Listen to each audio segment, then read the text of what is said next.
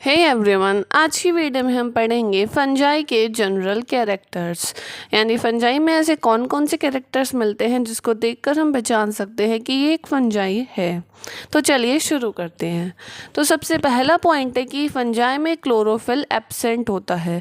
Chlorophyll absent होता है, इसका मतलब ये खुद अपना फूड सिंथेसाइज नहीं कर सकते, यानी ये अपने फूड के लिए किसी और पे डिपेंड रहेंगे, यानी ये हेट्रोकैरियोटिक होते हैं। ये सेप्रोफिटिक हो सकते हैं, यानी किसी डेड ऑर्गेनिज्म के ऊपर भी रह सकते हैं। ये सिम्बायोटिक भी हो सकते हैं, यानी किसी और ऑर्गेनिज्म के साथ ये बेनिफिशियल कांटेक्ट में रह सकते हैं। सेकंड है कि यूकैरियोटिक होते हैं। यूकैरियोटिक मतलब जिसमें ट्रू न्यूक्लियस प्रेजेंट होता है। इसके अलावा इसमें एटीएस राइबोसोम प्रेजेंट होंगे, double membrane bound cell organelle होंगे जैसे कि माइटोकॉन्ड्रिया, न्यूक्लियस, ये सब इसमें प्रेजेंट होंगे। ये नॉन वेस्कुलेचर होते हैं। नॉन वेस्कुलेचर मतलब जाइलम और फ्लोएम इसमें एब्सेंट होता है, यानी वेस्कुलर टिश्यू इसमें एब्सेंट होती है। इसकी जो सेल वॉल होती है वो काइटिन की बनी होती है और सेलुलोज की बनी होती है। ये ज़्यादातर लगभग हमें हर जगह पर देखने को मिल जाते हैं, यानी ज़मीन पर भी मिल जाएंगे, पानी में भी मिल जाएंगे और एयर में भी हमें देखने को मिल जाते हैं। इनका जो थैलस होता है यानी बॉडी होती है वो ब्रांच्ड भी हो सकती है और अनब्रांच्ड भी हो सकती है। ये फंगल जो होते हैं वो माइसीलियम बनाते हैं, यानी हाइफा जो होता है वो ब्रांच्ड होकर माइसीलियम बनाता है।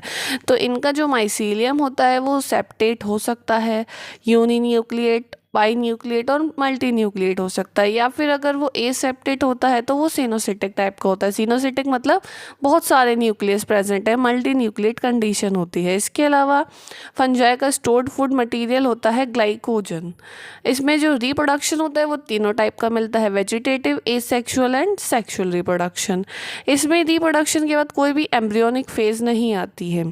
ये एम्ब्रियोनिक फेज हायर ऑर्गेनिज्म में आती है, फंजाई में नहीं मिलती है। ये नॉन मोटाइल होते हैं, यानी मूव नहीं कर सकते, यानी इसमें कोई भी सीलिया और फ्लैजिला प्रेजेंट नहीं होती है।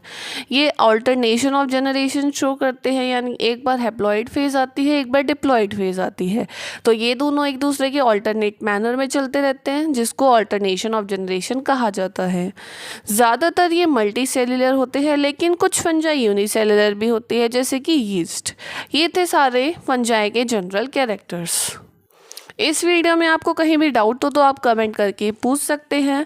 ऐसे ही और वीडियोस देखने के लिए द डीके बॉटनी को लाइक, शेयर, सब्सक्राइब करें। Thanks for watching.